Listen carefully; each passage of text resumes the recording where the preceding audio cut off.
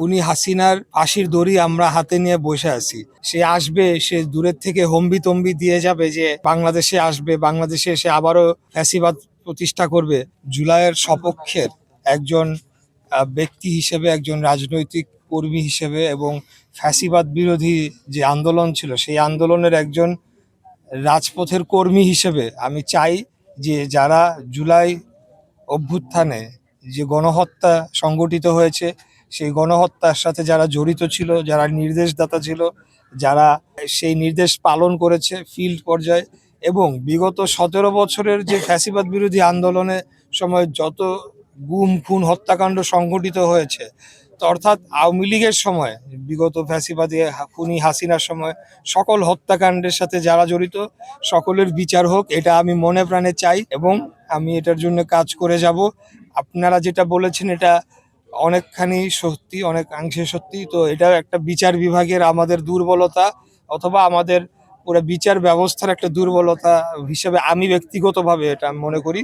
তো অবশ্যই আপনাদের এই বিষয়টি আমি বিবেচনায় নিব এবং আমি আমার জায়গা থেকে আমার সরকার প্রধানের সাথে এই বিষয়টি তুলে ধরে দ্রুততম সময় যাতে বিচার হয়। শুধু বিচার কাগজে কলমে হলেই হবে না, সেটা কার্যকরও করতে হবে।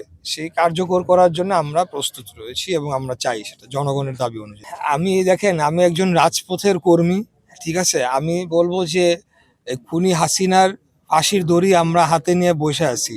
সে আসবে, সে দূরের থেকে হম্বিতম্বি দিয়ে যাবে যে সে বাংলাদেশে আসবে, বাংলাদেশে এসে আবারও ফ্যাসিবাদ প্রতিষ্ঠা করবে।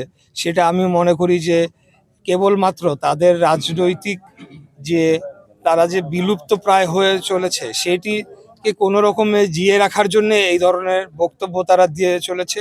কিন্তু আমরা যারা ফ্যাসিবাদ বিরোধী আন্দোলনে সংগ্রাম করেছি, লড়াই করেছি এবং আমাদের ভাইদের যারা হত্যা করেছে তারা যদি আবার কোনো দিনও বাংলাদেশের মাটিতে এসে রাজনীতি করে তো দূরের কথা, বাংলাদেশের মাটিতে পা রাখা মাত্রই আমরা সেখানে জনগণকে সাথে নিয়ে এই ফাঁসির রায় কার্যকর করার জন্য যা যা করণীয় সকল কিছুই করব। আমরা একটা সময় ছিল যখন আমরা আন্দোলন সংগ্রাম করেছি, আমরা ধরেই নিয়েছিলাম যে আমরা শহীদ হয়ে যাব, আমরা আর মনে হয় স্বাভাবিক জীবনে আমরা ফেরত আসতে পারবো না। তো আমরা সেই জায়গার থেকে ফেরত আসি নাই।